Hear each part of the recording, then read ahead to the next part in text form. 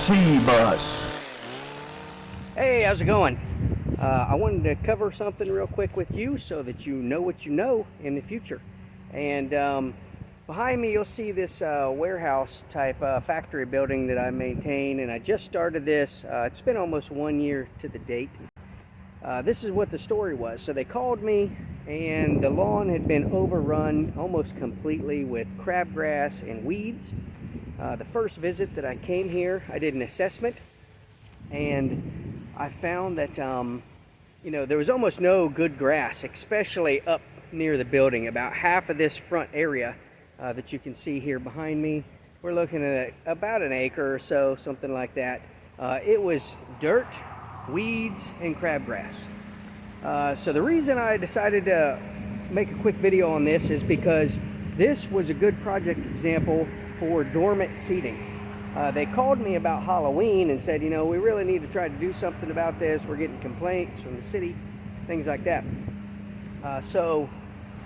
What I did, and I said, well, it's almost Halloween. It's not a great time of year to seed. What we're going to try to do here is do some dormant seeding. So I actually did the seeding on this property in first part of December. And I did an aeration overseed double, actually 2 passes, double aeration and overseed on this. And then in the springtime, I picked it up with some fertilizing. I did not do any crabgrass preventative because I wanted my seed that's sitting out there to germinate. So instead, I came back a little bit later and I sprayed for crabgrass later than I normally would put down a preventative. And now you can see behind me that this property, it's by no means perfect grass, but there is a good turf base. I've been treating it for 1 year. It's a lower budget treatment application schedule here. So, this is warehouse type stuff, factory. They're not as concerned as high maintenance residential like some of the other things I do. So, that being said, take a look, and this is one testimonial to dormant seeding if you do it at the right time.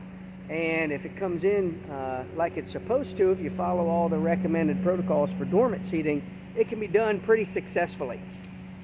Let's take one close look.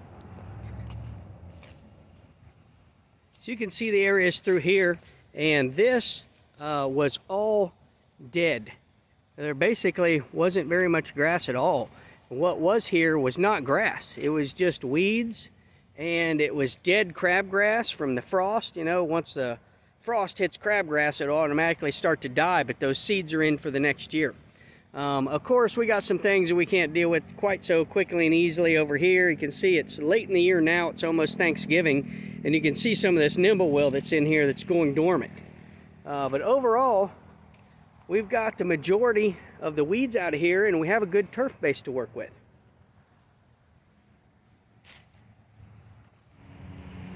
When I'm talking about how Mother Nature does it, what I'm really referring to is if you look at the cycles on a lot of weeds, and especially grassy, what we consider grassy weeds like crabgrass, foxtail, things like that will grow up in the late summer on you.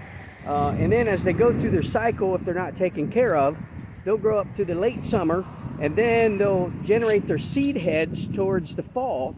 And then at the fall, they'll drop all their seeds into the ground.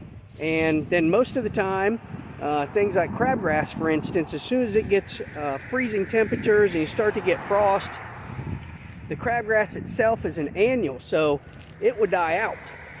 However, its seeds, it's already planted in the fall.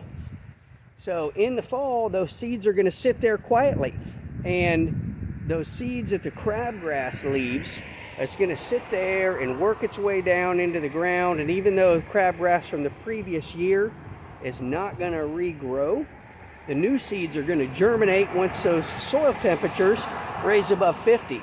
And that's really why we put that crabgrass preventative down, which is a pre-emergent in the springtime. So when your intention is to do dormant seeding for your preferred turf grass species, that is a great option.